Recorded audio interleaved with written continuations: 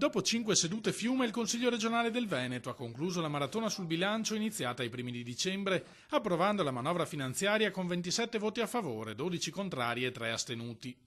Siamo soddisfatti per 3 motivi, dichiara il vicegovernatore e assessore al bilancio Gianluca Forcolin: l'aver approvato prima di Natale lo strumento di programmazione per il 2019, l'essere rimasti anche quest'anno l'unica regione a statuto ordinario a non applicare alcuna addizionale IRPEF e l'aver mantenuto tutti gli standard promessi dal programma elettorale di Luca Zaia. Dagli stanziamenti alle scuole materne e paritarie con 31 milioni, ai forestali per garantire appunto l'efficienza degli strumenti soprattutto post-emergenziali di questi mesi, al sociale, alla famiglia, a molti fondi di rotazione e risorse che sono arrivati in capo all'economia con il collega Marcato per mettere appunto in moto anche qualche tipo di agevolazione alle nostre imprese. Dall'opposizione le critiche più dure arrivano dal Partito Democratico, il cui capogruppo Stefano Fracasso, nell'annunciare il voto contrario, accusa la maggioranza di non aver colto le necessità straordinarie dei territori colpiti dalla devastazione di fine ottobre.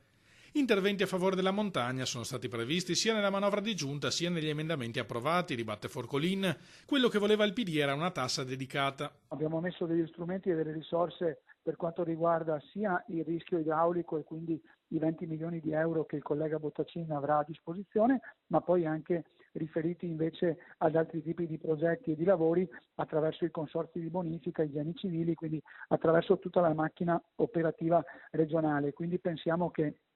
sia assolutamente fuori luogo oggi mettere un addizionale IRPEF, cioè mettere le mani in tasca ai cittadini, quando col governo stiamo interloquendo per avere delle importanti risorse nella legge di stabilità in fase di approvazione. Inevitabile lo sguardo al futuro col dossier sull'autonomia sul tavolo del premier Giuseppe Conte, ma pensare che le risorse in più arrivino in tempi brevissimi, puntualizza Forcolin, sarebbe un errore. Si partirà dalla spesa storica per poi arrivare gradualmente ai fabbisogni standard. Sarebbe